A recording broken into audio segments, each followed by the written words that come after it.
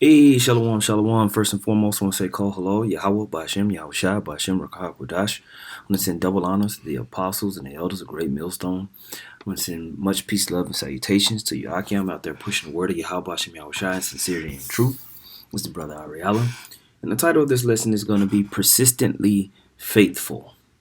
Persistently Faithful. I was just reading some scriptures and was reading here in Matthew and then the story of the woman with the issue of blood, and it just really kind of like gave me a thought of, man, thinking about her situation, how critical it is to be persistent in this thing and really chase, our crown. We're chasing an incorruptible crown, and we want to be healed out of this thing, man, but we have to be persistent.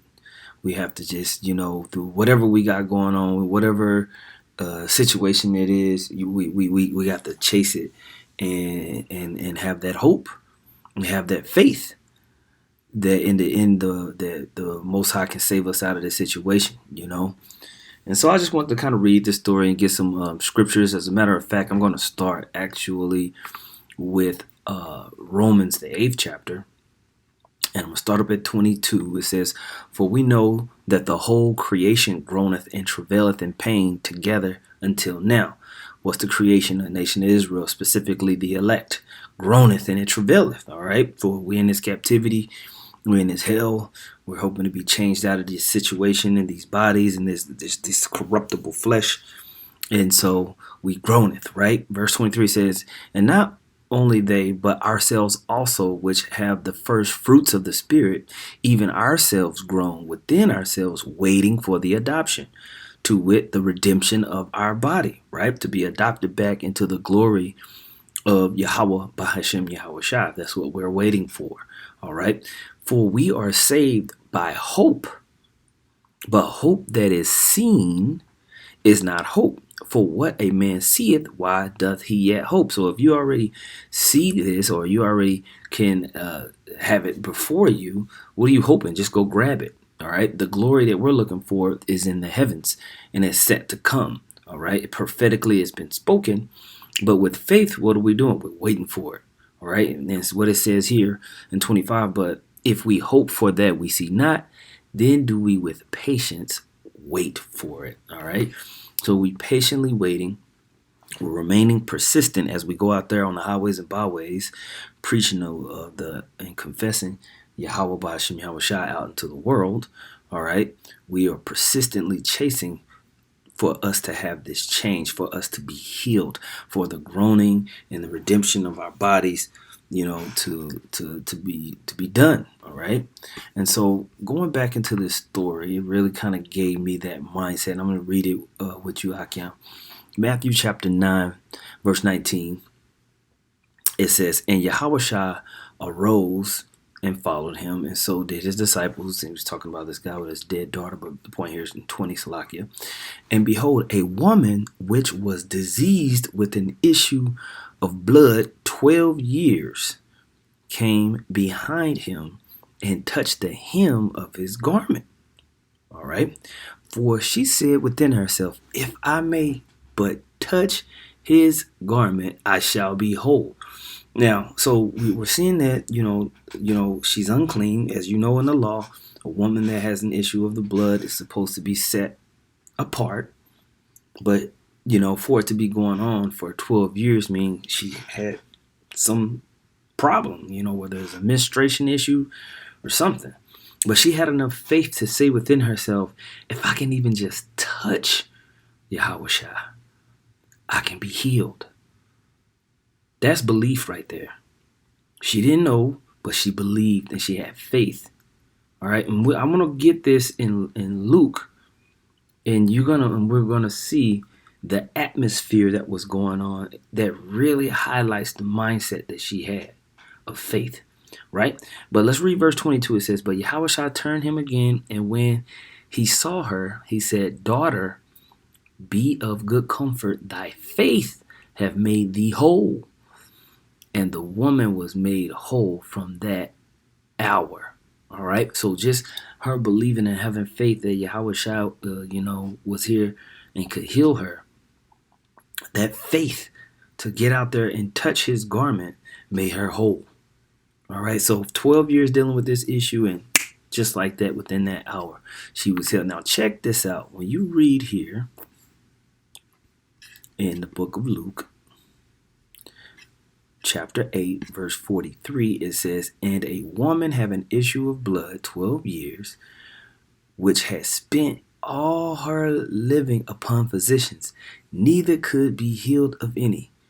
So all of her adult life, she was going to the doctors, trying to figure out what's going on.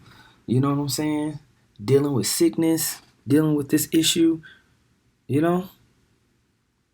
Nothing was helping. Verse 44 says, "Came behind him," talking about Yahushua, "and touched the border of his garment, and immediately," now this says immediately, "her issue of blood staunched," right? It says, "And Yahushua said, 'Who touched me?'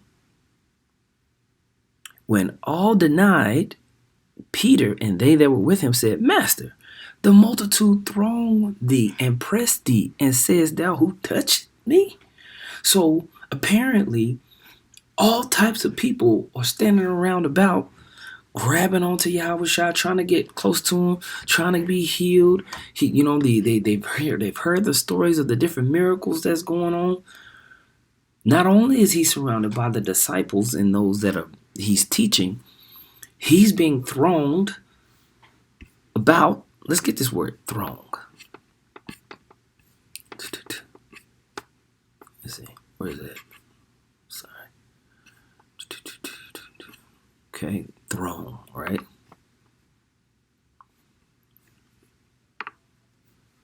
Strong's G 4912. Sunecho. Sunecho. To hold together any whole leads to fall to pieces. All right. To hold together with constraint, to compress. Right. So they imagine, how Michael Jackson back in the day walking through those crowds, and everybody's trying to get to him and touch him, and all the fans screaming after him. Okay. It says to press together with the hand, to press on every side of a besieged city. Right. Of a strait that forces a ship into a narrow channel, of a cattle squeeze that pushing in on each side, forcing the beast into a position where it cannot move so the farmer can administer medication. Look at that. Let's see if there's anything. It says to hold a prisoner. But basically, right, to press on every side. So people are pressing on every side to get close to Yahweh Shah for healings, for word, for anything, right? So this woman with the issue of blood, think about the situation that she is in. Think about what it would take for her to get that close to even touch his garment. She had to be willing to fight through the crowd, and in her mind, if I can just get close, if I can just touch his garment, I can be healed. She was persistent. She had a persistent mindset. Her faith was so much that she was like, it forced a spirit of persistence in her to where she could not be denied. Now, when you look up this word persistence, you want to get it. All right. It says steady or firm adherence. This is an etymology line. Adherence to or continuance in a state, a course of action, or pursuit that has been entered upon. What's the pursuit that we entered upon? This ministry, this work. All right. And we have to be persistent to continue to go, even as we face what? Trials and tribulations, even as we face peril, even as we face imprisonment, even as we face potential death. We have to have a persistent mind that's fueled by what? Faith. That's why Yahweh Shah, your faith hath made you whole. Right? It says, especially if more or less obstinate, right? Lasting, enduring, like the scripture says, what? Endure hardness. If somebody can put that into the chat. Permanent. Okay? So we have to have that attribute about us of persistently being faithful and pushing forward. I want to read I want to finish this. You go back in Luke 8:45. It says, and Yahushua said, "Who touched me?" When all denied, Peter and they that were with him said, Master, the multitude thronged thee and pressed thee, and sayest thou, who touched me? And Yahushua said, someone hath touched me, for I perceive that virtue is gone out of me. Right? That power, the dunamis. It says, verse 47, it says, and when the woman saw that she was not hid, she came trembling. She was scared, but she still was persistent. And falling down before him, she declared unto him before all the people for what cause she had touched him, and how she was healed immediately. And he said unto her, Daughter, be of good comfort. Thy faith hath made thee whole. Go in peace. Right? So even though we may face situations where we nervous, scared, persistently faithful. And the Most High is not a liar, okay? Now, when we go here in Hebrews chapter 11, it says, but without faith it is impossible to please him. For he that cometh to the Most High must believe that he is, and that he is a rewarder of them that diligently seek him. Now, Apostle Hart just uploaded a video on diligence, going over this word diligence. And it made me further think about this lesson on persistence, okay? And so, but faith is a fueler. Faith is a fueler of this. I want to see what this says. Strong's G, 1567, exateo. Exateo. Right. It says to seek out, search, investigate, scrutinize, to seek out for oneself, beg, crave something, to demand, require. Okay. Boom. All right. So we have to crave. We have to go and diligently seek Yahweh Shem Yahushua. We have to persistently, with faith, because it's impossible to please him without faith. That's why he said, be of good comfort. Thy faith has made thee whole. He was pleased through the Spirit, pleased by the faith that the woman showed.